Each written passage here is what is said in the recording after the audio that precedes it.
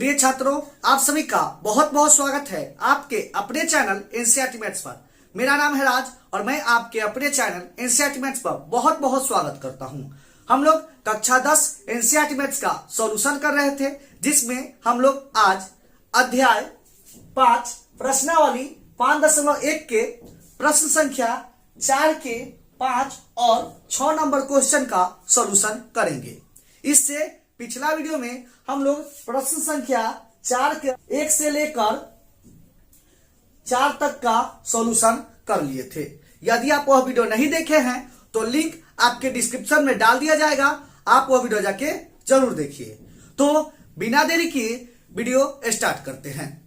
Video start करने से पहले यदि आप इस चैनल से पहली बार जुड़ रहे हैं, वीडियो पहली बार देख रहे हैं, तो चैनल को सब्सक्राइब कर ले और बेल आइकन को जरूर प्रेस कर ले, ताकि जब भी मैं नया वीडियो डालूं तो समय समय पर आपको नोटिफिकेशन के माध्यम से पता चलता रहे। तो चलिए वीडियो स्टार्ट करते हैं।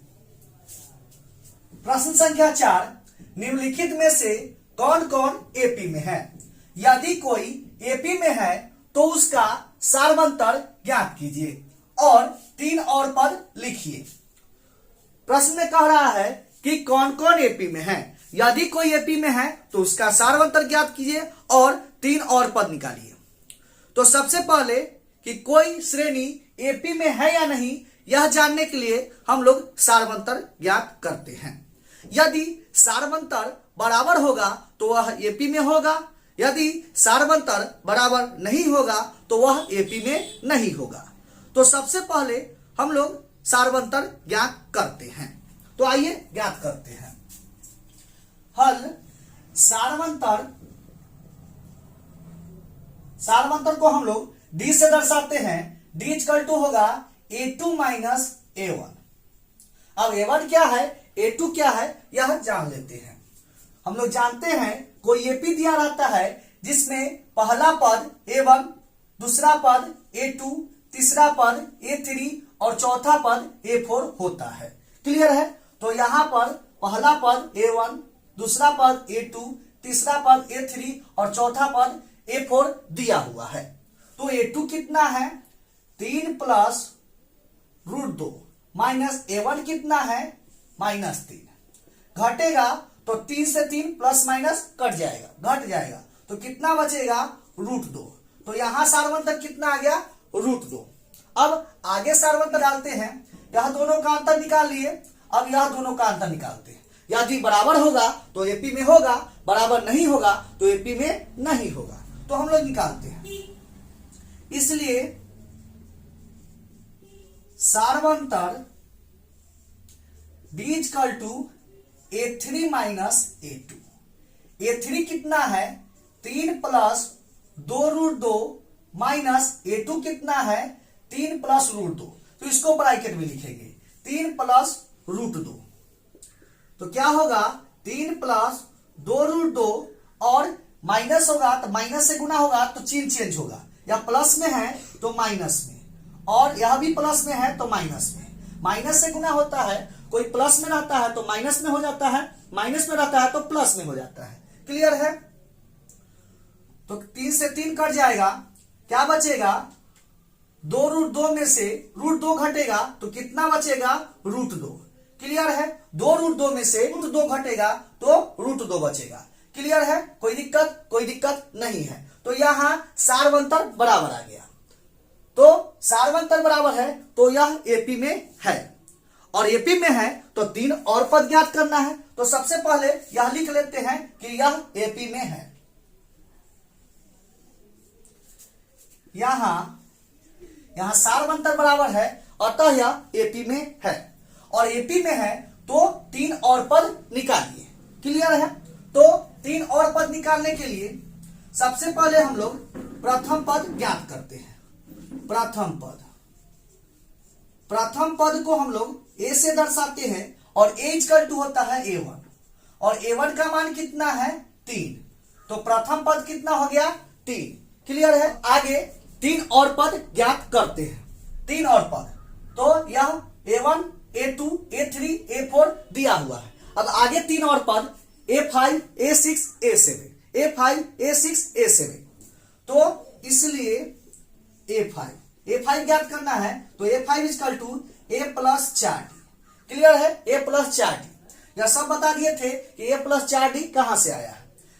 देखिए A5 A होगा ही, और 5 है तो एक कम D, 4D। क्लियर है, यह सब पिछला वीडियो में बता दिए थे। यदि आप वह वीडियो नहीं देखे हैं तो लिंक आपके डिस्क्रिप्शन में डाल दिया गया है, आप वह वीडियो जाके जरूर देखिए। चलिए, तो A का मान कितना है, A का मान 3 प्लस 4 गुना D का मान कितना है, तो D कितना दिया हुआ है, √2। क्लियर है, √2, तो √2, तो क्या होगा 3 प्लस 4√2। अब आगे नहीं छूटेगा तो A5 का मान कितना हो गया, 3 प्लस 4√2। क्लियर है, तो A5 ज्ञात कर लिए। देखिए, इस प्रश्न में सार्वंतर ज्ञात करने के लिए बोल रहा था, तो हम पहले से ही सार्वंतर ज्ञात कर चुके हैं, तो यह नहीं निकाले हैं। क्लियर है, सार्वंतर इक्वल टू √2। क्लियर है, आगे A5 निकाल लिए, 3 प्लस 4√2। क्लियर है, कोई दिक्कत नहीं है। अब A6 ज्ञात करते हैं। A6 ज्ञात करते हैं, A6 equal to A plus 5D। A6 निकालना है, A प्लस 5D। A का मान कितना है, 3 प्लस 5 गुना D का मान कितना है, √2। तो कितना होगा, 3 प्लस 5√2।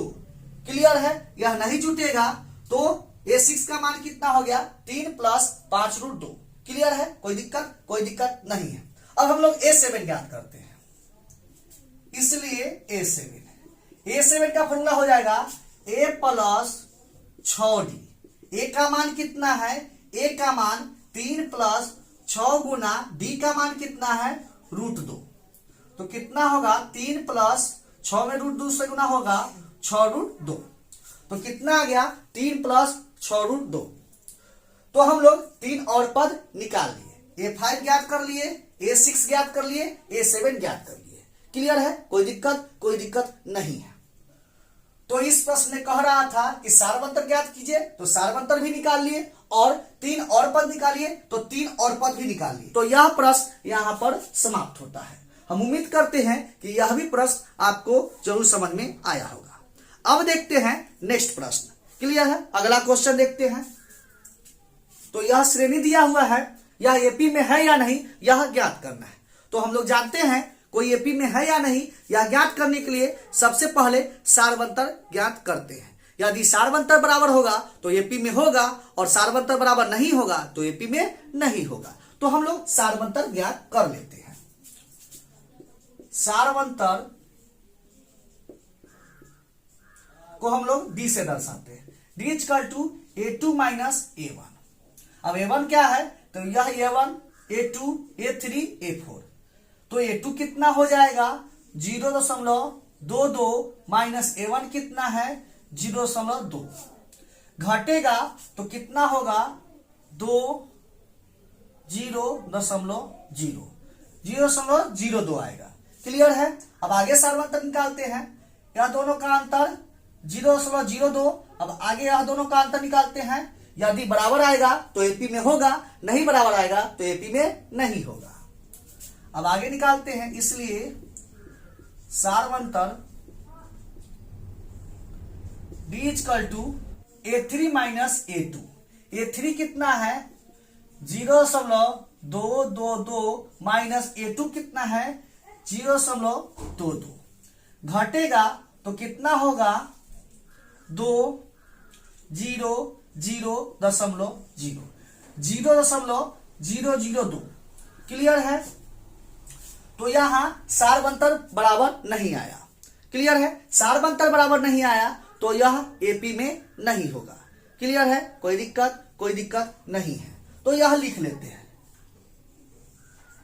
अतः यह एपी में नहीं है। क्लियर है, अब तो एपी में नहीं है तो 3 और पद नहीं निकालेंगे। एपी में होने की स्थिति में 3 और पद निकाल लेते हैं। क्लियर है, कोई दिक्कत नहीं है। तो यह भी प्रश्न यहां पर समाप्त होता है। हम उम्मीद करते हैं कि यह भी प्रश्न आपको जरूर समझ में आया होगा। यदि क्वेश्चन समझ में आया है तो वीडियो को लाइक करें और ज्यादा से ज्यादा अपने दोस्तों के पास शेयर जरूर करें। तो मिलते हैं नेक्स्ट वीडियो में इसी तरह के नए प्रश्नों के साथ। तब तक के लिए धन्यवाद।